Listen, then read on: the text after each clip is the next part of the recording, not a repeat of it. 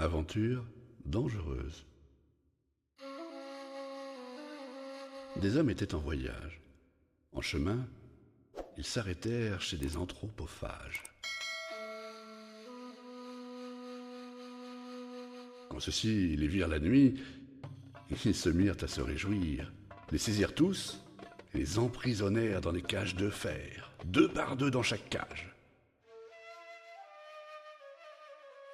La nuit et le jour, à chaque moment, ils leur donnaient à manger. Quand ils furent bien gras, ils en mangèrent 3. Une nuit que les anthropophages dormaient, un des prisonniers, qui était avisé, chercha un moyen de sortir avec ses compagnons. Quand il eut fait un trou par où pouvaient sortir 2 hommes, tous s'évadèrent. Le bruit du fer réveilla les gens qui se mirent à leur poursuite avec leurs lions et leurs serpents. Ils les reprirent tous, excepté 2, parmi lesquels était l'avisé.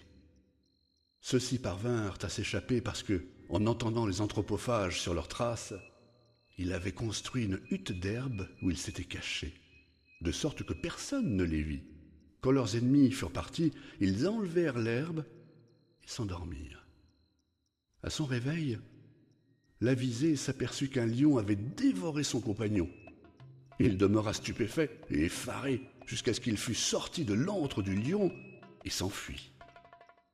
Il aperçut une tente au loin vers laquelle il se dirigea.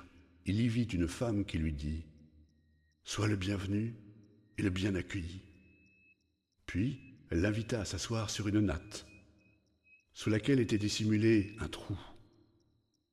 Quand l'avisé se fut assis, la femme tira la natte par-dessous et l'homme tomba dans un puits.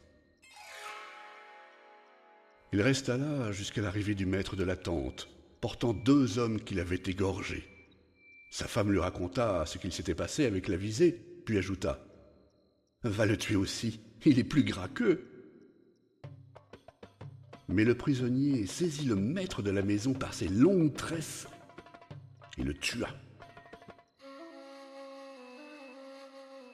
Contrefaisant sa voix, il demanda à la femme de le faire remonter. Celle-ci obéit, croyant qu'il s'agissait de son mari. À la vue de l'avisé, elle fut prise de terreur. Celui-ci l'obligea à lui livrer tout ce qu'il possédait en fait d'ornements, d'argent, de parures, d'esclaves, de chameaux, de moutons et de brebis. Elle lui donna tout cela, et il put revenir vers les siens.